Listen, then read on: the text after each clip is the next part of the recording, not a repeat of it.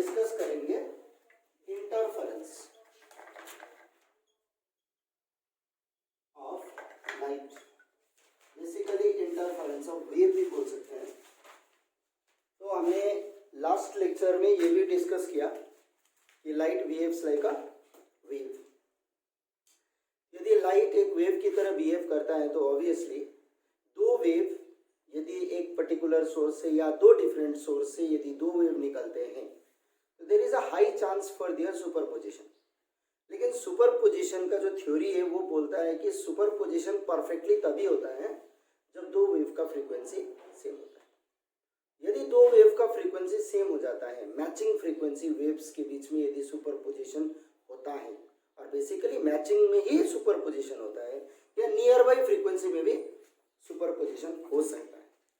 तो यदि दो डिफरेंट वेव्स दो डिफरेंट सोर्स से निकलते हैं और दोनों का फ्रीक्वेंसी सेम है, वैसे वेव्स को हम कोहेरेंट वेव्स बोलते हैं, वैसे सोर्सेस को हम कोहेरेंट सोर्सेस बोलते हैं। दैट मीन्स कोहेरेंट सोर्स वो सोर्स है जो वेव्स एमिट करे ऑफ सेम फ्रीक्वेंसी। ये बेसिक अंडरस्टैंडिंग है कोहेरेंट सोर्स ऑफ वेव्स का या कोहेरेंट सोर्स का। अब क्वेश्चन ये आता है कि क्या दो इंडिपेंडेंट सोर्स कोहेरेंट हो सकते हैं? तो आंसर इज नहीं हो सकते। क्यों नहीं हो सकते हैं? क्योंकि बेसिकली वेव्स एमिट जब होता है तो उसका मैकेनिज्म जो होता है, वेव्स एमिट करने का जो मैकेनिज्म होता है, वो मैकेनिज्म क्या है? तो मैं सिंपल सा एक मैकेनिज्म डिस्कस करूंगा और वो ये है कि हमने बोर्स थ्योरी में पढ़ा था कि हाइड्रोजन एटम, हाइड्रोजन स्पेक्ट्रम भी हमने पढ़ा था। हाइड्रोजन स्पेक्ट्रम में क्या होता है कि मान लो ये एक न्यूक्लियस है, इसके चारों तरफ इलेक्ट्रॉन्स घूम रहे हैं, राइट, एंड इलेक्ट्रॉन्स घूम रहे हैं तो वो एक डिफाइंड ऑर्बिट में घूम रहा है। आइदर वो electron n is equal to first orbit, n is equal to second orbit में रोटेट कर सकता है या उससे ज्यादा ऑर्बिट्स में भी रिवॉल्व कर सकता है। मैंने मान लिया कि यदि वो इलेक्ट्रॉन यहाँ पे रिवॉल्व कर रहा है तो ऑब्वियसली इसके पास सर्टेन एनर्जी है, उतना ही एनर्जी है जितना एनर्जी इस ऑर्बिट में इसको फिक्स करने के लिए। यदि मैंने एक्सटर्नली इसको एनर्जी प्रोवाइड किया तो ये जो इलेक्ट्रॉन है ये जंप कर जाएगा और ये सेकेंड ऑर्बिट पे घूमने लगेगा, राइट। अब सेकेंड ऑर्बिट पे क्या ये इलेक्ट्रॉन परमानेंटली सेटल हो जाएगा? आंसर नहीं, इसको बैक जंप करना पड़ेगा। तो जब ये बैक आएगा ना, जब ये बैक जंप करेगा तो ये रेडिएशन एमिट करता है। वो रेडिएशन किसी भी फॉर्म में हो सकता है, राइट। इलेक्ट्रोमैग्नेटिक रेडिएशन एमिट करेगा, वो इलेक्ट्रोमैग्नेटिक रेडिएशन विजिबल रेंज में हो सकता है, इनविजिबल रेंज में हो सकता है, राइट। किसी भी रेंज में एमिशन होगा। उस एमिटेड वेव को हम क्या बोलते हैं? इलेक्ट्रोमैग्नेटिक वेव या लाइट बोलते हैं, राइट। अब बात यह है कि यदि हम किसी दो इंडिपेंडेंट सोर्स के बारे में बात करें तो दो इंडिपेंडेंट सोर्स में बहुत सारे एटम्स हैं, बहुत सारे न्यूक्लियस है, इसमें बहुत सारे इलेक्ट्रॉन्स। अब मेरे को ये चाहिए, ये सोचो कि यदि इसमें मान लो ट्रिलियंस ऑफ इलेक्ट्रॉन्स प्रेजेंट है, इसमें भी ट्रिलियंस ऑफ इलेक्ट्रॉन्स प्रेजेंट है, और यदि ये पर्टिकुलर वेव सेंड करता है, ये भी पर्टिकुलर वेव सेंड करता है, then what is the probability that both the waves are going to have same frequency? The answer is 1/trillion, जिसको हम बोलेंगे ना के बराबर। प्रोबेबिलिटी क्या रहेगा? 0।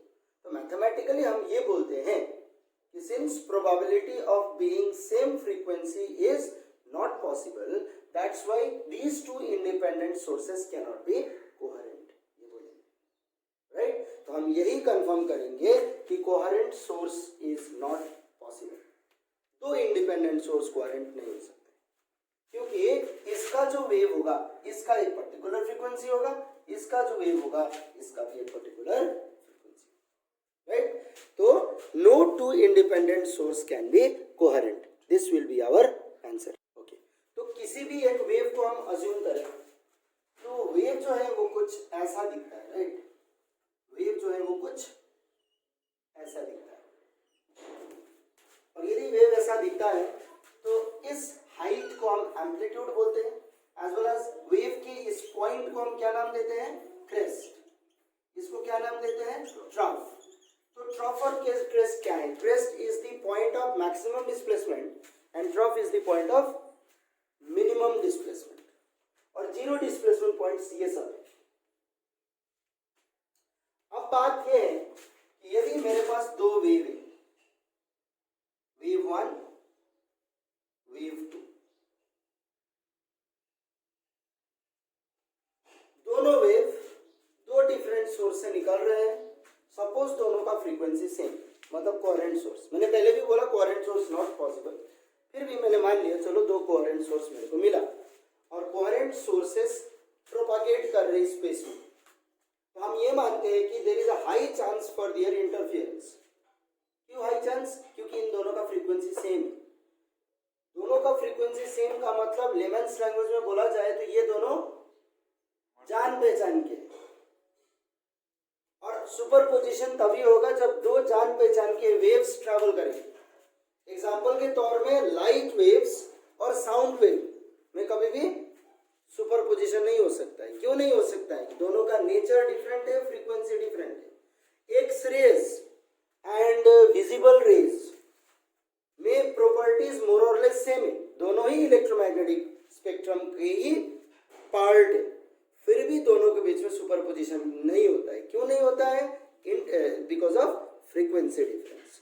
दोनों का डिफरेंस इन फ्रीक्वेंसी है, जिसके चलते ये सुपरपोज नहीं होता है।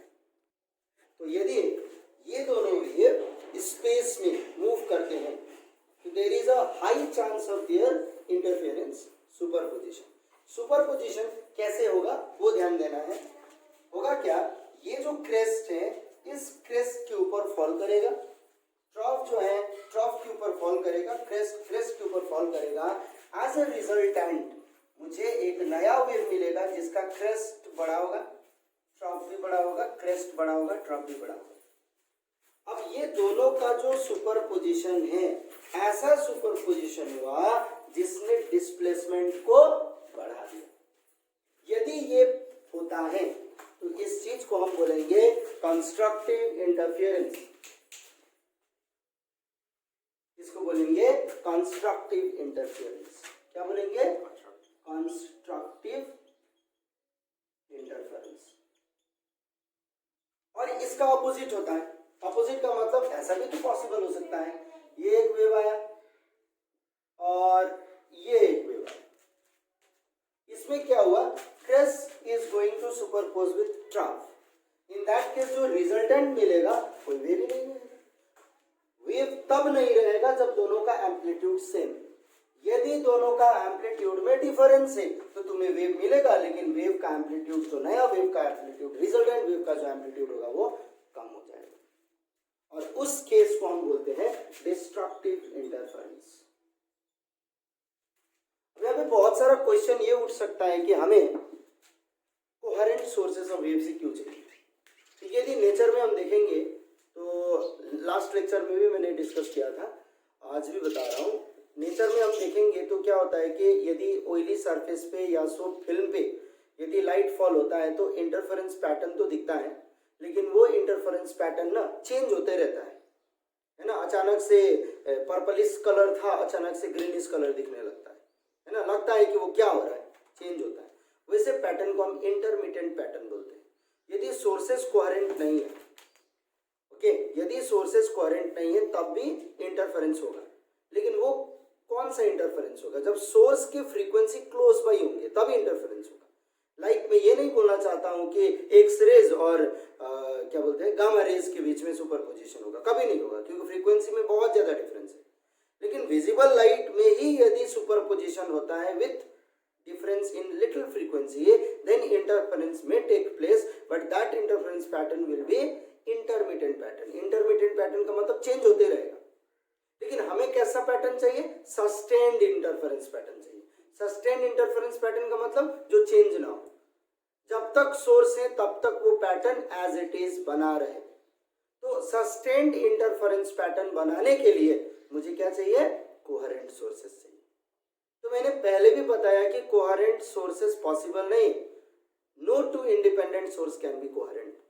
तो क्या मैं एक ही सोर्स से, सिंगल सोर्स से दो वर्चुअल वेव्स नहीं निकाल सकता हूँ, दो वर्चुअल सोर्स नहीं बना सकता हूँ, बना सकता हूँ। तो यदि एक सोर्स को मैं अज्यूम करता हूँ तो इसका frequency will always be splitted up in such a way कि जो दो नए वेव्स बने उन दोनों वेव्स का फ्रीक्वेंसी एग्जैक्टली सेम। यही काम करके साइंटिस्ट नेम्ड यंग्स ने लैब में एक्सपेरिमेंट किया, और उस लैब में जब उसने एक्सपेरिमेंट किया तो वहाँ पे उनको सस्टेन्ड इंटरफेरेंस पैटर्न मिला। और पैटर्न के रूप में क्या मिला? अब यहाँ पे भी कैसा कैसा पैटर्न हमें मिल सकता है। यदि हमने व्हाइट लाइट यूज किया, हमें पता है white light is composed of many colours, यदि हम व्हाइट लाइट यूज करेंगे तो स्क्रीन में after interference has taken place screen में हमें कलरफुल पैटर्न मिलेगा। और यदि हम मोनोक्रोमैटिक सोर्स यूज करें, mono means single, chroma means wavelength, single wavelength मतलब एक कलर का लाइट यदि यूज करते हैं तो स्क्रीन में आफ्टर इंटरफेरेंस हमें जो पैटर्न मिलेगा वो रहेगा bright dark, that is alternate bright and dark का कॉम्बिनेशन मिलेगा।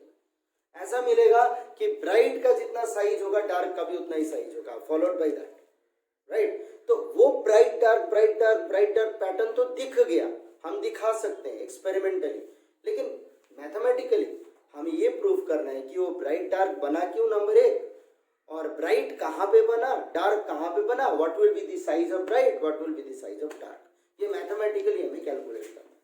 तो एक चीज तो शायद हम सबको समझ में आ गया होगा कि ब्राइट क्यों बना। ब्राइट इसीलिए बना होगा क्योंकि ये इंटरफेरेंस हुआ हो सकता है, कंस्ट्रक्टिव हो सकता है।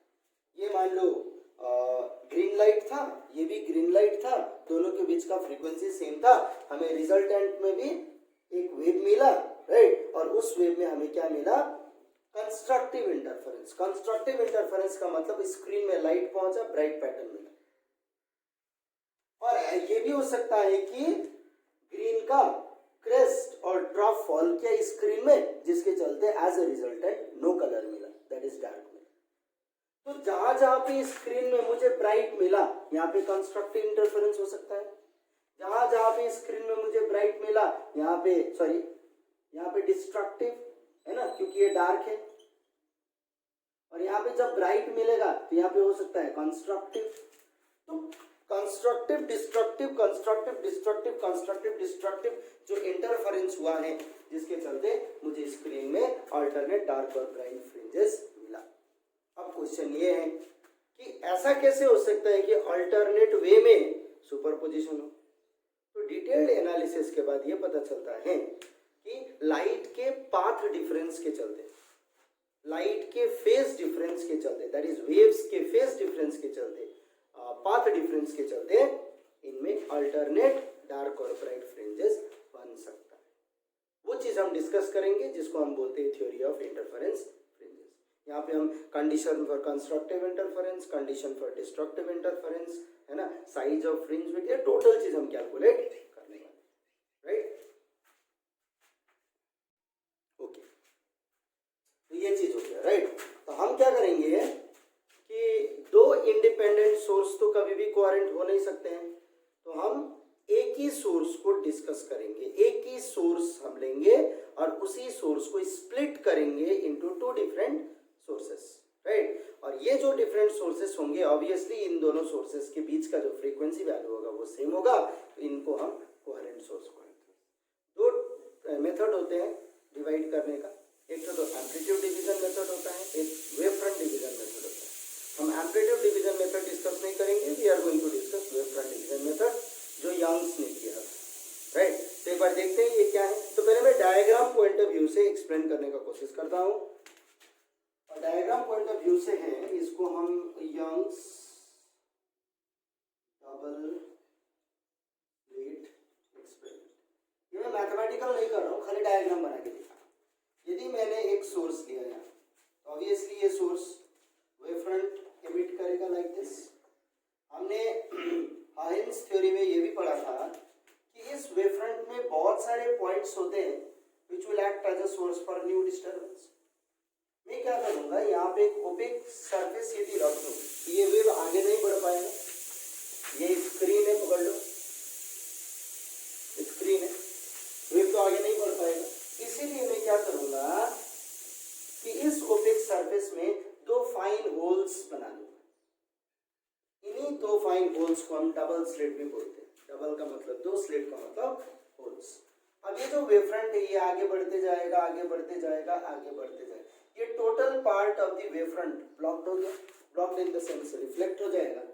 लेकिन ये पॉइंट्स वगैरह थे ना, कितने पॉइंट्स बना सकते हैं वेवफ्रंट में? बहुत सारे। तो ऐसा भी तो हो सकता है कि कोई एक पॉइंट यहाँ पे फॉल हो गया, कोई एक पॉइंट यहाँ पे फॉल हो गया। यदि ये यहाँ पे फॉल हो जाता है तो कल हमने हाइयर्स कंस्ट्रक्शन के अनुसार सेकेंडरी वेवफ्रंट्स बनाया था, उसी मेथड में हम सेकेंडरी वेवफ्रंट्स बनाना शुरू करेंगे। ये कंपास और पेंसिल से बेटर बनता है।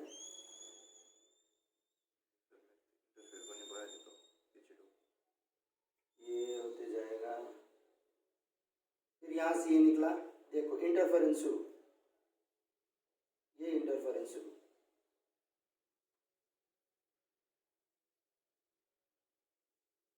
ये हो गया इंटरफेरेंस। ये जो रीजन है, इस रीजन को हम इंटरफेरेंस रीजन बोलते हैं। अब जहाँ पे ये लोग इंटरसेक्ट हुआ, ये पॉइंट्स हुआ, ये पॉइंट्स हुआ, ये पॉइंट्स हुआ, ये स्क्रीन में यदि ये interference crest to crest superimposition हुआ है या trough to trough superimposition हुआ है तो ऑब्वियसली यहाँ पे लाइट मिलेगा।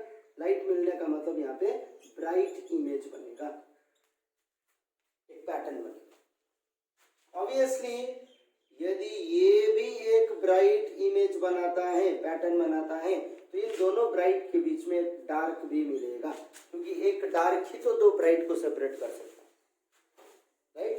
तो हम सोचते हैं कि ये जो डार्क मिला, ये डार्क क्यों मिला? तो डार्क इसीलिए मिला होगा क्योंकि क्रेस्ट और ट्रफ का सुपर इम्पोजिशन हुआ, और परफेक्टली डार्क इसलिए मिला क्योंकि दोनों वेव का एम्पलीट्यूड वैल्यू जो है वो सेम है, राइट। तो ये मेथड से हम स्क्रीन में दिखा सकते हैं how interference can be explain, ठीक है। इसका एक बहुत अच्छा वीडियो मेरे को मिला था यूट्यूब में, मैं उसका लिंक शेयर कर दूंगा। तो वो जो वीडियो है, उस वीडियो में दो बॉल्स वाटर सरफेस पे, दो बॉल्स से वो लोग इंटरफेरेंस करके दिखाया गया, राइट। हाँ, वो जो है बताता है कि कैसे कंस्ट्रक्टिव और डिस्ट्रक्टिव इंटरफेरेंस बना हुआ। मैं लिंक शेयर कर दूंगा, यू कैन सी दैट। तो हम अब जो है वो mathematically we will try to see how constructive and destructive interferences are taking place, और उसके साथ साथ क्या बोलते हैं कि उसके साथ साथ हम देखेंगे condition for constructive and destructive interference. इसको मैं टॉपिक दूंगा थ्योरी ऑफ इंटरफेरेंस फ्रिंजेस।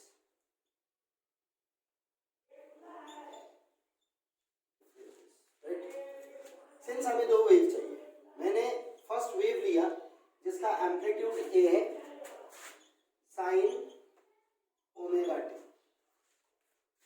मैंने दूसरा वेव लिया y2 displacement with amplitude b sine omega t plus phi, where phi is called phase difference। दोनों वेव के बीच का फेज डिफरेंस phi है। phi हम लोग का कांस्टेंट है, it is independent of time. दोनों में ओमेगा सेम है, मतलब कोहेरेंट वेव से। अब जब सुपरपोजिशन होगा तो सुपरपोजिशन का मतलब you are going to add them vectorially और मे बी एल्जेब्रिकली। तो इसमें y is equals to y1 is a sin omega t plus b sin omega t plus 5, ये हो जाएगा a sine omega t plus b. Just simple mathematics, sine omega t plus 5 will be sine omega t cos 5 होगा plus cos omega t sine 5 होगा। अब ये हो जाएगा a plus b cos 5 into sine omega T.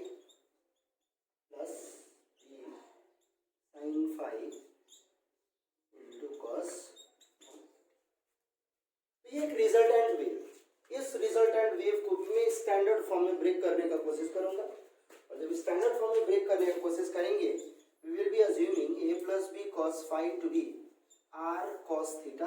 What is r? R is the amplitude of new wave and theta is the phase difference of new wave, plus and b sin phi is r sin theta. अब यही values को इस equation में हम डालेंगे, हमें मिलेगा y is equal to r cos theta sin omega t plus r sin theta cos omega t. Again mathematically sin a cos b plus cos a sin b will be sin a plus b. जिसमें से r is new amplitude. अब ये amplitude का value कैसे निकालें? तो amplitude का value निकालने के लिए हम ये दोनों इक्वेशन को यूज करेंगे. We will be squaring and adding, दोनों को स्क्वायर एंड ऐड करो. तो a plus b cos phi को स्क्वायर करो, उसको ऐड कर दो b साइन फाई से, और ऑब्वियसली राइट हैंड साइड भी वही करेंगे, r cos थीटा का whole square plus r sin theta का होल स्क्वायर. तो ऑब्वियसली जब इसको हम ब्रेक करेंगे तो a square plus 2ab cos phi plus b square cos square phi plus b square sin square phi is equal to r square होगा, क्योंकि r square cos square theta r square sin square theta, r square common sin square theta plus cos square theta is 1. Similarly b square common cos square phi plus sin square phi is also 1. तो r square का जो value मिला वो मिला a square plus 2ab cos phi plus b square. Therefore, r is equal to root under a square plus 2ab cos phi plus b square. Right? So ये हुआ amplitude of new wave. अब intensity of light क्या होता है? Intensity is directly proportional to amplitude square. मतलब intensity का जो value होगा वो होगा a square 2ab cos phi plus b square. मतलब हम देख सकते हैं कि intensity phi पे डिपेंड कर रहा है, something called phase difference, right? So intensity of light a square plus 2ab plus 2ab cos phi plus b square है. That means a क्या है? A is the amplitude of first wave, b is the amplitude of second wave. That means जो resultant amplitude होगा वो amplitude of two individual जो superpose हुए थे उनके ऊपर डिपेंड करता ही है. दूसरा चीज उनके फेज डिफरेंस के ऊपर डिपेंड करता है. अब हम देखेंगे कि किस कंडीशन में कंस्ट्रक्टिव होगा और डिस्ट्रक्टिव होगा. Condition for